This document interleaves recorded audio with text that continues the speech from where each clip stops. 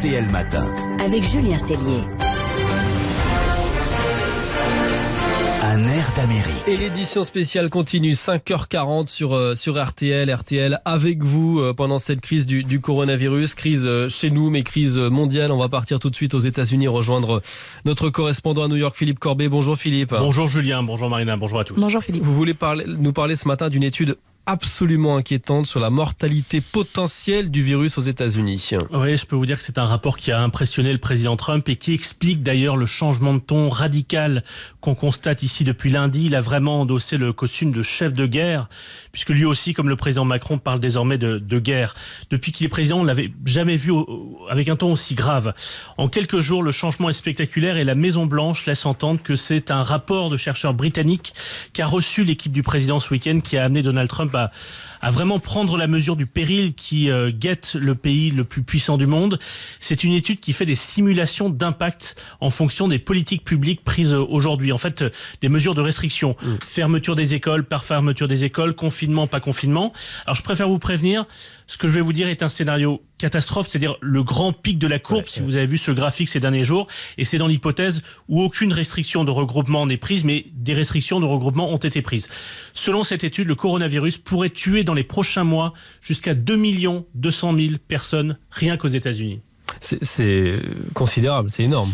Oui, et pour vous donner un ordre d'idée, l'étude est aussi menée pour le Royaume-Uni, qui a une population à peu près équivalente à la France. Et là encore, dans le scénario du pire, avec les mêmes restrictions que j'évoquais, dans le scénario du pire, plus d'1 demi-million de personnes pourraient mourir.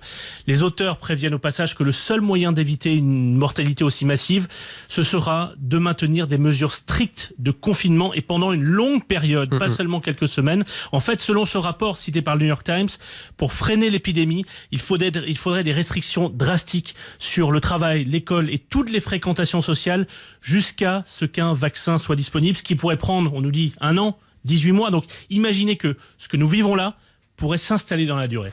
Ça veut dire aussi que les systèmes de santé, ils vont être submergés, particulièrement aux États-Unis. Oui, c'est pour ça que le gouverneur de l'État de New York ici appelle à l'aide avec gravité l'État fédéral et donc Donald Trump. C'est ici à New York que semble être le foyer de contamination le plus actif et le plus dangereux.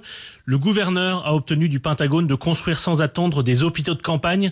L'US Navy prépare déjà 2 navires hôpitaux. Chaque bateau compte 12 salles d'opération et 1000 lits, un laboratoire, des hélicoptères pour amener des malades. Donc le Pentagone a déjà mobilisé ces 2 navires, mais la mairie de New York pense que ce ne sera pas suffisant et veut utiliser le Javits Center, qui est un peu l'équivalent de la porte de Versailles. C'est juste en bas du bureau RTL. Transformer cet immense centre de convention en hôpital de campagne. Il est même question d'utiliser rapidement aussi le Madison Square Garden, qui est l'équivalent de Bercy. Merci Philippe, on le comprend avec vous, l'heure elle est grave. Si vous ne l'avez pas encore compris, elle est vraiment grave et cette étude américaine nous le prouve, et le nombre de cas d'ailleurs en France